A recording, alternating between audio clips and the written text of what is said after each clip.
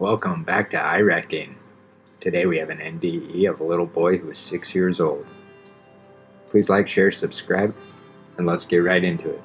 Scott's NDE began as the result of an automobile accident that occurred in front of his house in June of 1995 when he was only 6 years old. And on this day, he went with his mother and 9-year-old brother as they went to purchase an ice cream cone from a vendor who was touring their neighborhood.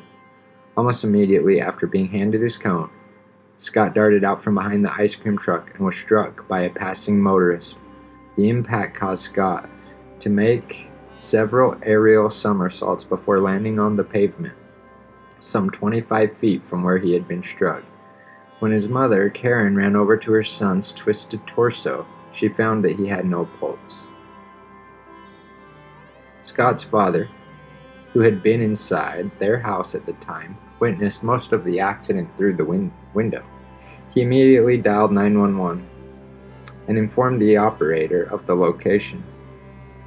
He ran over to his son and cradled Scott in his hands, whispering, "I love you," in his ear, until the ambulance arrived. From the scene of the accident, Scott was taken to a hospital and placed in an intensive care unit, where he remained under observation until he would come out of his coma and his vital signs were better. Karen, who was a nurse, took careful notes of her son's injuries, which included a concussion, right-sided basilar skull fracture, total perforation of the right eardrum, a fracture of the right pelvis, swelling of the right ear and head, extended oxygen deprivation, and lacerations of the head, hands, right arm, and elbow and feet. When Scott regained consciousness in the intensive care unit some 8 hours later, he told his parents about what he had experienced following the accident.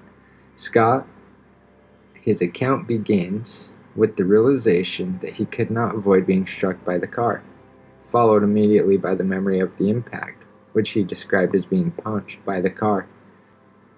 Scott remembered hearing his father say "I love you" to him, but he could not make his own reply audible to his father, and when he tried to hug his father, Scott's arms simply passed through his father's body. Scott next found himself facing the entrance to a vortex-like tunnel. In a bad dark place, he described the tunnel as looking like a tornado laying flat on the ground. As he was drawn into the tunnel, Scott found himself face to face with the devil.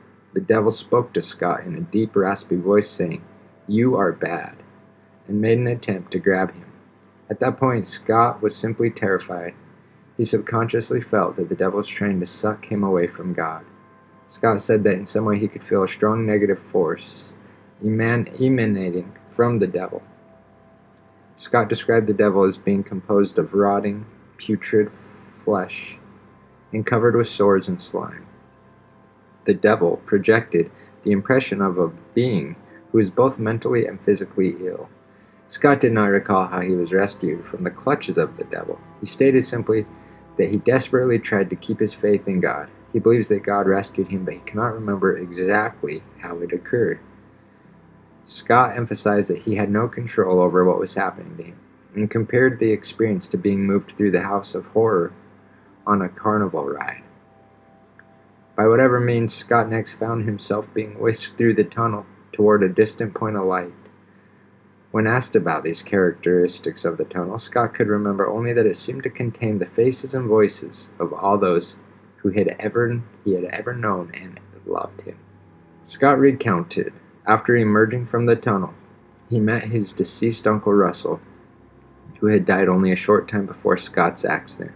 Uncle Russell told Scott that he had been in a very bad accident, but he was not to worry because everything would be okay. Scott remembered that during their conversation, his uncle had addressed him by his nickname, Buddy. Scott next reported seeing a brilliant light that did not hurt his eyes. He felt a goodness and security that came from that light, and within it, a presence that he described as God. He could not recall whatever transpired during this meeting with God. However, toward the end of the encounter, a separate light came from God. Scott felt that the lesser light was an angel. Scott could distinguish the form or gender in this light being an angel. The angel escorted Scott through a dark but open place in which he could still see things. When asked about the features of the dark realm, he said that it was different from what we see here. Scott felt that the memory of these features went away or was taken away after his experience. In the last scene of Scott's recollection, he was taken by an angel to what he called a safe room. A room that was a safe place where the devil could not get to him. Scott recalled that this room was strongly built, had no doors, no windows. It was also a good dark place, as he felt the presence of a protective being, the angel that was there with him. And that was the last thing Scott remembered before regaining consciousness in the hospital. So there's another one today, NDE, little boy named Scott who apparently met the devil and an angel of light or God. I will keep coming back with some more. So stay tuned, and I reckon we'll be back. Take care.